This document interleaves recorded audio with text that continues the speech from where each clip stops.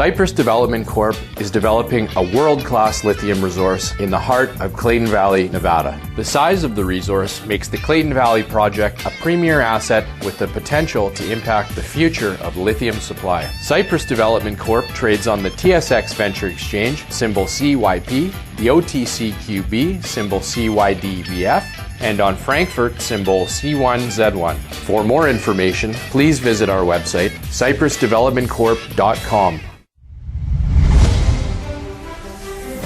Welcome to the Goddard Report. Comments made on the Goddard Report and TalkDigitalNetwork.com are an expression of opinion only. Here is Jim Goddard. My guest is Jordan Bateman. He's the Vice President of Communications and Marketing for the Independent Contractors and Business Association in BC. His website, icba.ca. Welcome back to the show, Jordan. Thanks for having me, Jim. Jordan, I know the employer's health tax was going to be a huge concern going into the new year with the entire burden of funding healthcare, I guess, funding, falling on the shoulders of business. How's that worked out so far? Well, we're starting to hear the grumbling as employers suddenly realize just how expensive this tax is. The provincial government keeps running around claiming that they've delivered this wonderful tax cut, but employers are saying, hold up, it's no tax cut. We're actually seeing a huge extra cost.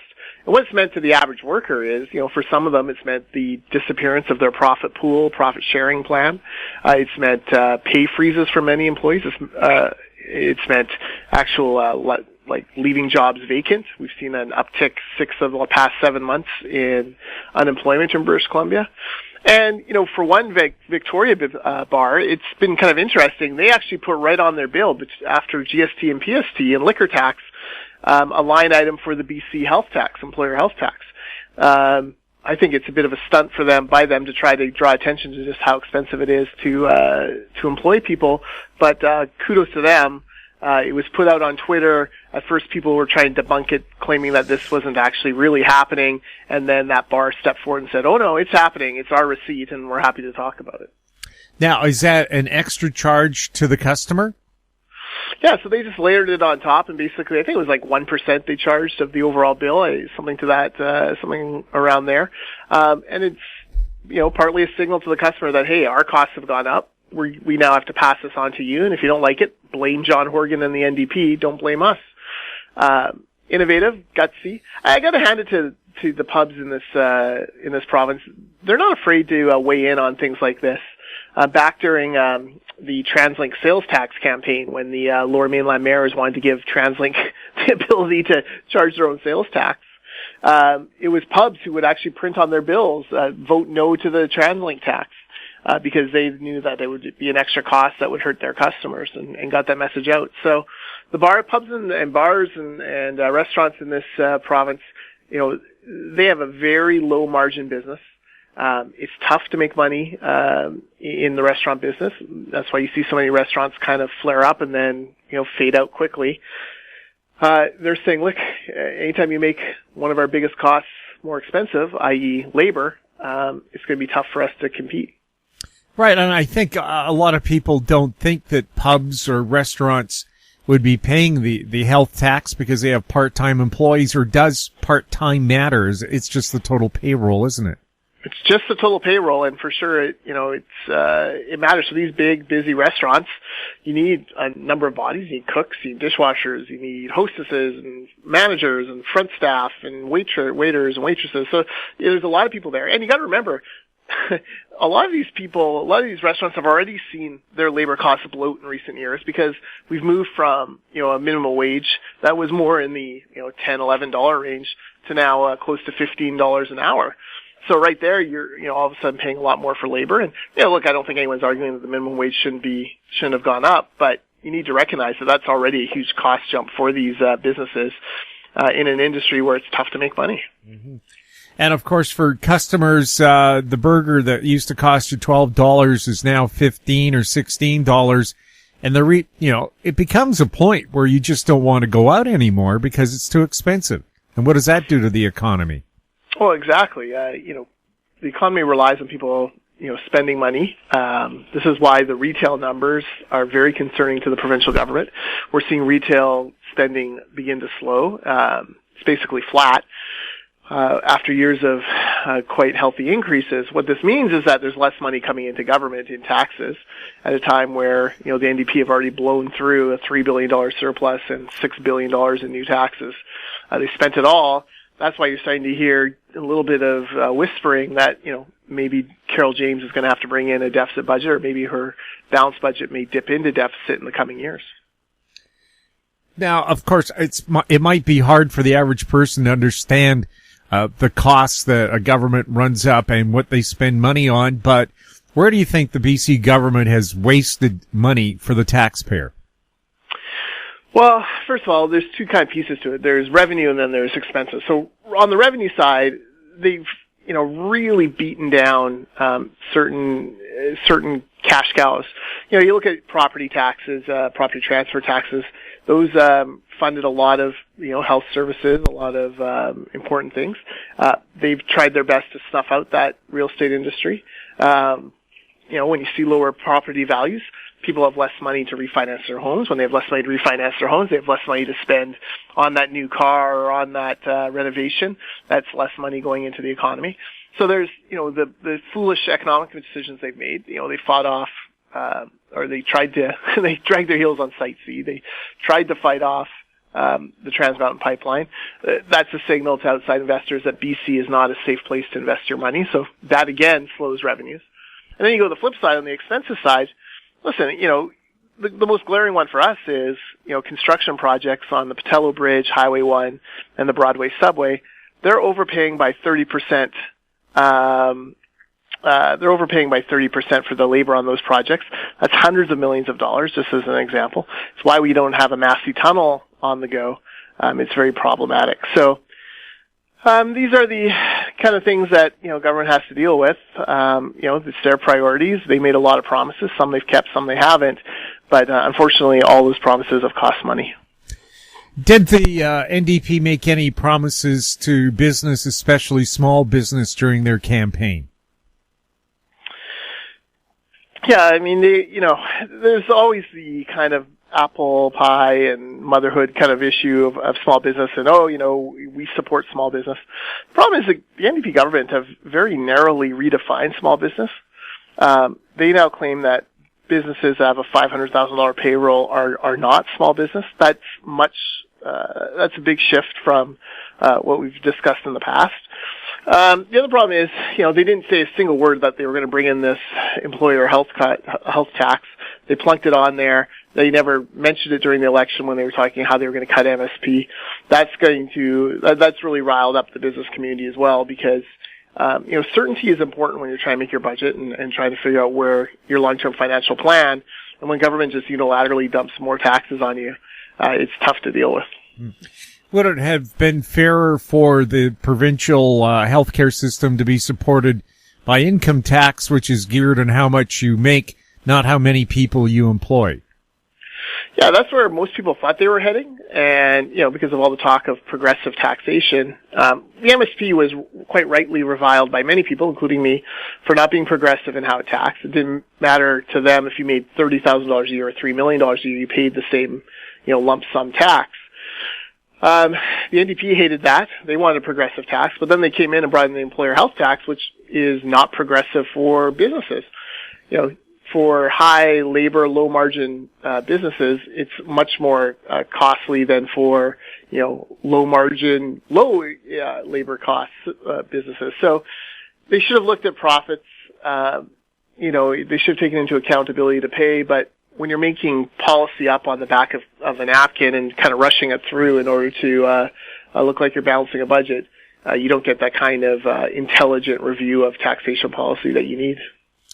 We'll have more with Jordan Bateman right after the break. Media recognition from Bloomberg, Reuters, recycling trade publications. Patented process for 100% recovery of critical metals, including cobalt, lithium, nickel, manganese, aluminum. American Manganese is focused on recycling lithium-ion batteries for electric vehicles. American Manganese trades on the TSX Venture, AMY, the US, AMYZF, and Frankfurt 2AM. For more information, visit AmericanManganeseInc.com or phone me, Larry Ray, at 778-574-4444.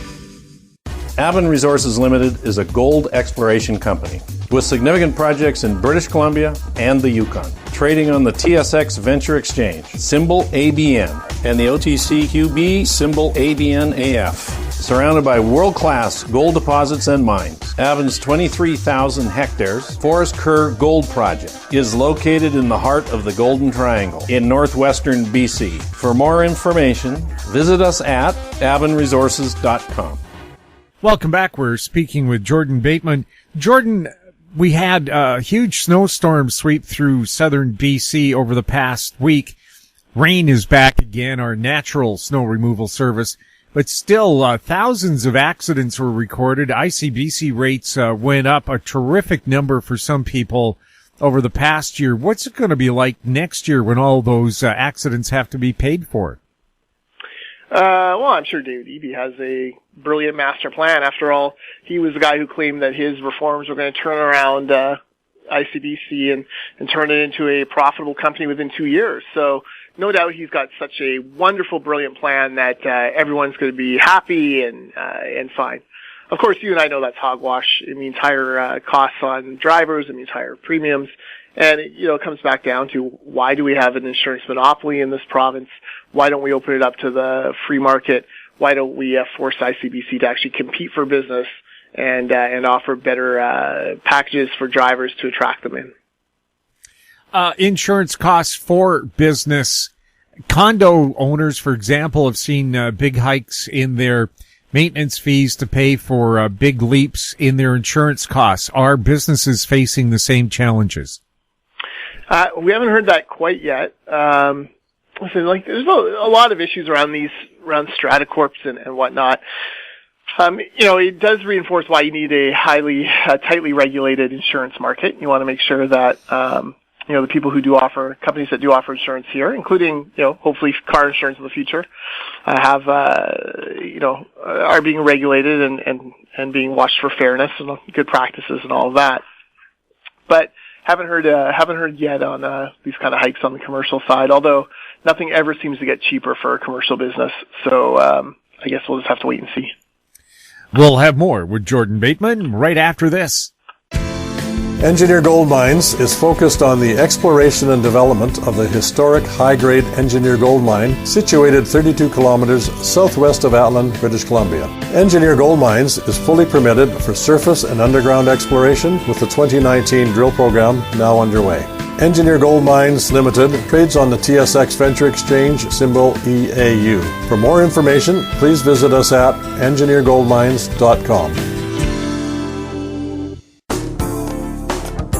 Don't miss out. Stay informed. Receive the HowStreet.com weekly recap with thought-provoking podcasts, radio, and articles delivered to your inbox. Sign up for the HowStreet.com weekly recap on our homepage at HowStreet.com. Welcome back. We're speaking with Jordan Bateman. Jordan, the Supreme Court of Canada has struck down unanimously BC's challenge to the Trans Mountain Pipeline, BC claiming it had the right to regulate what's transported in federally regulated pipelines. How's that taken by the business community in BC? Well, it's been celebrated. Let's be clear here. John Horgan, David Eby, they got their butts kicked in federal Supreme Court. Decision came down within half an hour unanimously against their position. Even their own lawyer was begging for mercy by the end of the examination by the Supreme Court justices. It's embarrassing. It's been embarrassing for British Columbians to see their government charge into this with no plan and no legal basis. It's been expensive for us. It's all tax dollars, millions of it, that have gone to pay for this ill-informed challenge. And why did they challenge it? Well, because they made the promise to the Green Party, and that was the cost of getting John Horgan the premiership. If he wanted to be premier, he had to promise to, do nonsense stuff like that. even though surely somewhere there was a legal opinion that made it clear what every other legal expert on earth was saying, and that's that BC had absolutely no case, and this was a waste of time and money. Joe Arve, the human rights lawyer, was the lead lawyer on this. Usually Joe's pretty sharp, but when the Supreme Court is unanimous and only takes half an hour to make a decision, it sounds like the legal advice BC was getting was more from a grade 6 law class. Yeah, I'm not sure who convinced them that they could actually go forward and win this. Arve, the dutiful soldier, and certainly went out there and fought the fight he could fight, but look, he was drawing dead, and it's up to Horgan and Eby to take the blame for this. Don't blame the lawyer who was arguing it. Blame Horgan and Eby for not having the common sense to follow advice early on. Every significant legal scholar in this country, at least the ones who were not being paid by the U.S.-funded environmental organizations, every single one of them said that this case was drawing dead. There was no chance BC could win. It's a waste of time and money. And unfortunately, the NDP, as usual, defaulted to their eco-activist roots and, tried to charge this thing through. And they were completely rebuffed for it. And it's another embarrassing Supreme Court loss for David Eby. Well, it's ultra vires or vires, however you pronounce it, the right of the crown. In other words, the provincial government out-trumps a municipal government, federal government out-trumps a provincial government. That's been the basis of law since this country started. So why would that change overnight for the NDP? Well, exactly. They were just, they were scratching a lottery ticket. Unfortunately, for us, this lottery ticket, well, first of all, it wasn't a winner for the NDP, but worse, it cost us millions of dollars.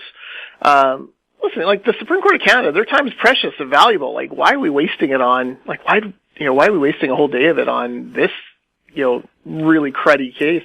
It's a case that was so bad that, if the Supreme Court had a choice, they probably would have punted it immediately, not even heard it. But they were forced by federal rules to actually hear the provincial challenge, whether they wanted to or not.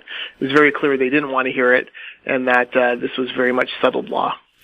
Now, around the Lower Mainland, we're seeing protests against Northern natural gas pipeline that's necessary to get the biggest private funded project in Canadian history underway, $40 billion worth. So why isn't the provincial government enforcing these court orders saying you can't block the construction? Well, I don't think it's come down to that tipping point quite yet. Where we're headed there. John Horgan, for all the bad things he's done in leading this province the past 2 years, at least he's been fairly consistent on this, that he doesn't believe the hereditary chiefs have the ability to block this, or should have the ability to block this pipeline. But it's going to come down to, political will at some point. The RCMP are going to move in and clear protesters, and it'll be up to John Horgan to walk his talk and support them in that. Now, we had LNG protesters block the Tawasin ferry terminal for 5 hours, so traffic at BC's busiest ferry port was held up. And people had medical appointments that they'd waited a year for that they couldn't get to. Businesses, I'm sure, had shipments that were on an on-time basis, so if you're late, you get docked a penalty fee. Could people sue the protesters for illegally blocking the highway and preventing them from going on their legal business? Yeah, I'm not sure. I haven't talked to a lawyer about that legal action. It would be an interesting case for sure. The media would sure love it. With these protesters, you just shake your head at their antics. Pretty disgusting. I think there's this sense, from some of them that, people are just traveling for pleasure or whatever, and it's only inconveniencing them. No, you're talking about life and death for some people. There were people who missed BC Children's Hospital appointments, as you said. There are people who missed important business meetings that, their companies were relying on. This was a very costly protest that they did there. It bothers me. It bothers me that we've entered into this culture where police kind of just let these things go. If I decided suddenly to block traffic somewhere, I'm sure they would come and have a chat with me and remove me. But these protest culture seems to allow these protesters to do it. we used to see this a lot with that critical mass bike ride through downtown Vancouver the last Friday of every month, which would just absolutely wreck the traffic patterns of people trying to go home. But, because they were protesting, it was allowed to go on. You see it with, you see in past years with 420 around Robson Square. Took years to finally get them moved to a park and out of that area. But again, God forbid we actually impinge on protesters. And you're seeing a little bit with Oppenheimer Park, which has been taken over by a tent city, partly by legitimately homeless people and part of it by people protesting for homes for the homeless. The problem is if I suddenly decided to co-opt a Vancouver park for my own purposes, I'm sure I would be removed immediately and treated quite shabbily by the police. And yet, here, you've got politicians, standing up for these protesters' rights to camp out there and take an entire park out of the, take an entire park out of the use of the people. So we live in a very weird, time. I don't get it. I don't like it. I think everyone should be treated fairly. It bothers me when, there are protesters, causing people financial and sometimes, in medical harm. And meanwhile, the same government is, ticketing people for, speeding or for, not shoveling their sidewalk during a snowstorm. Seems like the normal people are being forced to deal with a different set of rules from these special protesters. Well, the Vancouver Park Board, and by the way, Vancouver is unique among Canadian cities. I think it's the only one that has an individual park board with its own budget, and they're like city councilors. They have the same powers to pass bylaws and so on. And they refuse to act on this park on the downtown east side of Vancouver that has now become an illegal campground where there's hundreds of people in very shoddy housing. And for sure, we have to do something about the homeless. But is it okay for kids to lose the ability to play baseball in the summer because their playground's been taken over by vagrants? No, it's not right, and it's been going on for more than a year. There's been different efforts to try to weed people out of there, and some have gone into other housing, some have left, but then it always is allowed to kind of crop back up and again refill the park. So, it is unfortunate. It just like if you're a taxpayer in the city of Vancouver and that was your neighborhood park, you would just shake your head like, why am I paying taxes? And I can't even access this very basic public service. There's safety concerns there. You talk to the police off the record, they would love to, clear it out because they're very concerned about what's going on, but, they don't have the political support of their city council or their parks board. So it just sits there day after day, and, the longer it's there, the worse the park gets and the more this gets entrenched. And of course, we had former Mayor Gregor Robertson promise when he was first elected homelessness in Vancouver would be eliminated by 2015. Yeah, that was one of the famous, crazy, promises, of Gregor Robertson. One that he backtracked on, I think, around 2014 when it became very clear that, he was not on any kind of track to get this solved. I don't know, it feels a little bit like homelessness is worse than ever. Certainly if you talk to the people living in the neighborhood of Oppenheimer Park, they would probably vouch for that as well. Well, maybe one way to get the campers out of the park is make it into a giant bike lane. God forbid we actually touch a bike lane in this city. That's my other favorite thing about snow days in Vancouver is, and Victoria now is the immediate pictures that come out of like perfectly clear, beautifully plowed and salted and sanded bike lanes, and then the rest of the road, the sidewalks, they're all going to hell in a handbasket. But the bike lanes are pristine. That to me, that's absolutely my favorite Vancouver snow meme. And it happens every snowstorm. And they don't seem to Vancouver never seems to think to themselves, hey, maybe we should deal with the sidewalks first or the roads first. It always seems to be the bike lanes getting a preferential treatment. Yeah, because even at some point, bike riders have to become pedestrians. Well, exactly. Like, you would think you would just go with the most basic form of transportation first and work your way up. Or the one that, has the most impact on safety. But no, not in Vancouver. They go bike lanes first. So it's always great when you see those pictures of like snow drifts on either side of this perfectly, clear green bike lane path. And of course, never a cyclist in sight. Maybe that's why some taxis have been caught using bike lanes because the conditions are better than the roads. Can't blame them. You can blame taxi drivers for a lot of things in this city, but you can't blame them for trying to be ingenious in how they get around. Jordan, thank you so much for chatting with us. Thanks for having me. My guest has been Jordan Bateman, Vice President of Communications and Marketing for the Independent Contractors and Business Association. His website, icba.ca. If you have any questions for Jordan or any of our other guests, you can send them to info@housestreet.com. You can also find us on Facebook. I'm Jim Goddard. Thank you for listening. Comments made on the Goddard Report and TalkDigitalNetwork.com are an expression of opinion only. The Goddard Report is available online and mobile at TalkDigitalNetwork.com. The Goddard Report is a production of House Street Media Incorporated.